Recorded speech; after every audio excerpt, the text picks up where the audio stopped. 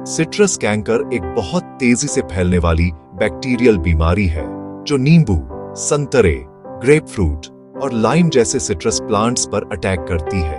यह पत्तों, तनों और फलों को खराब करती है, जिससे उन पर दाग पड़ जाते हैं। इससे फल बाजार में बिकने लायक नहीं रहते और फसल की कीमत कम हो जाती है।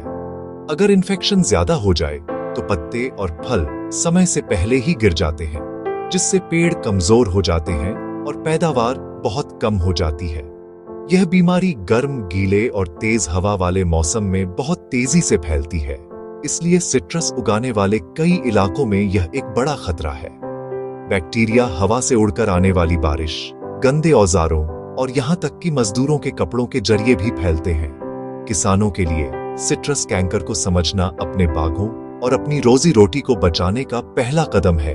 इसे सिट्रस के पेड़ों के लिए एक स्किन इन्फेक्शन की तरह समझें। यह घाव बनाता है जो बैक्टीरिया फैलाते हैं और बीमारी को बढ़ाते हैं। इसे फैलने से रोकने के लिए शुरुआती पहचान और तुरंत एक्शन बहुत जरूरी है।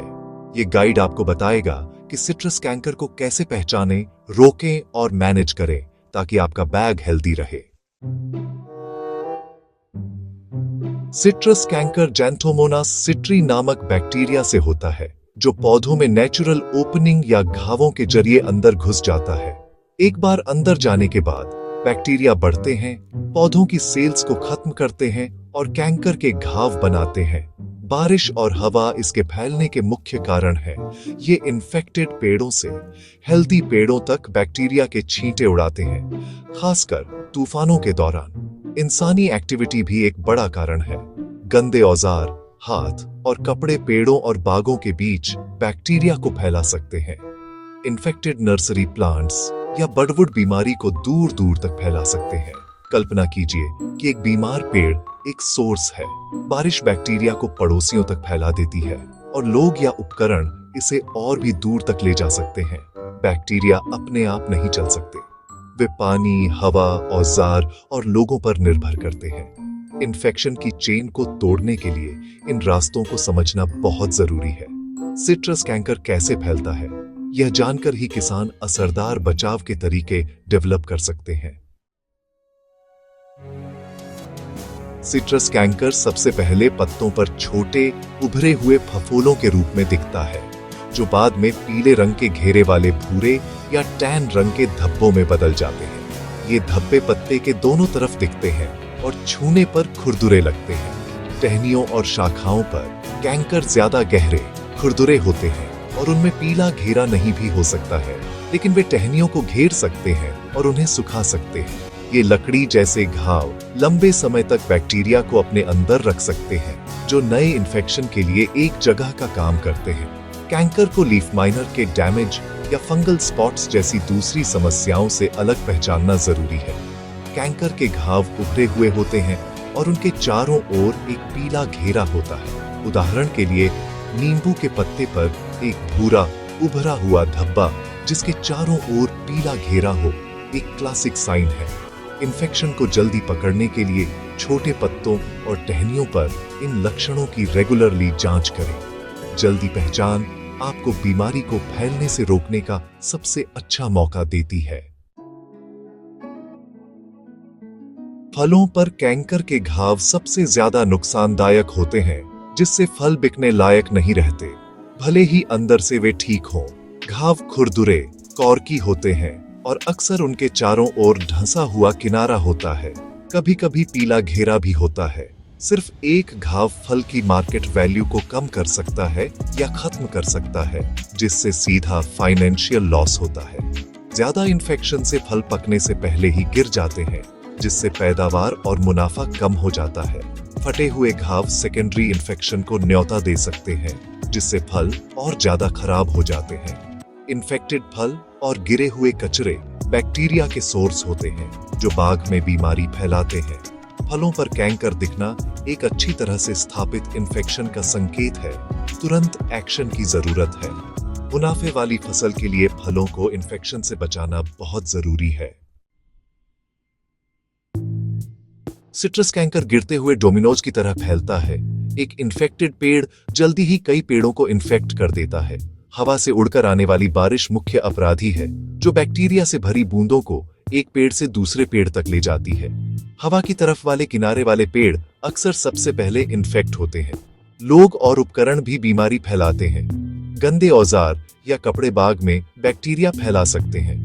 ऊपर से की जाने वाली सिंचाई बारिश की नकल करती है, जिससे पेड़ों के बीच बैक्टीरिया के छींटे पड़ते हैं, जबकि बाढ़ सिंचाई से गंदी मिट्टी और कचरा फैल सकता है।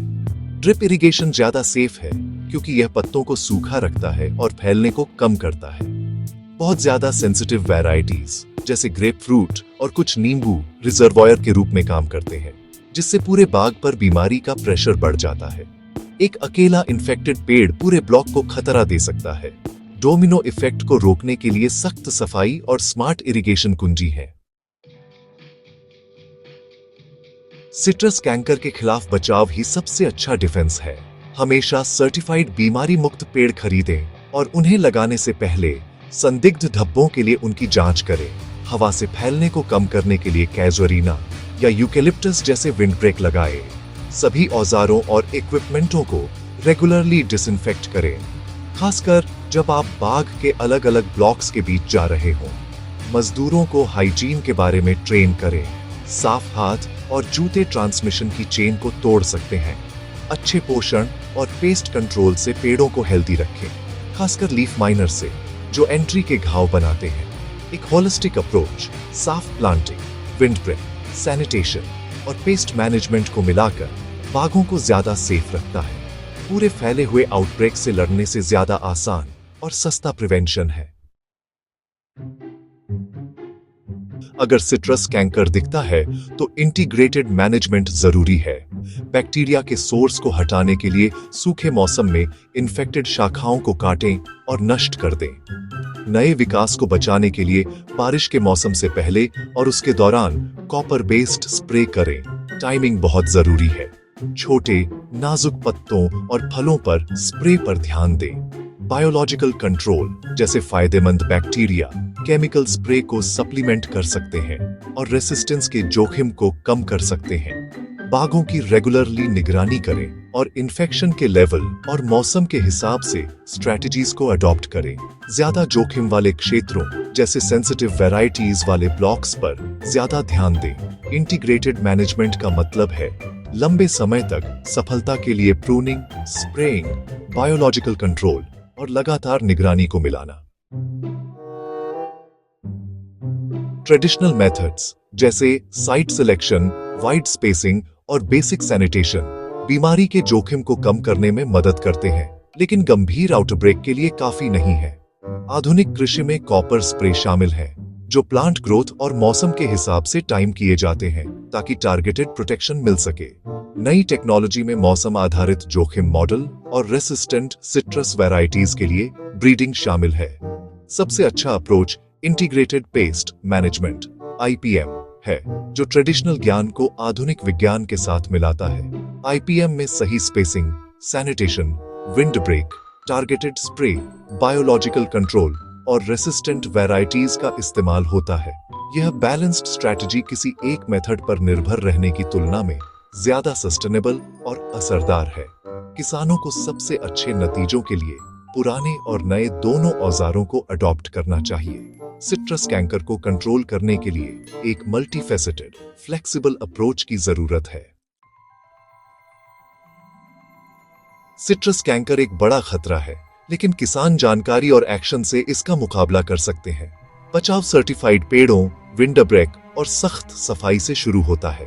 जहां बीमारी मौजूद है, वहां प्रूनिंग, कॉपर स्प्रे और सावधानी पूर्वक निगरानी को मिलाएं।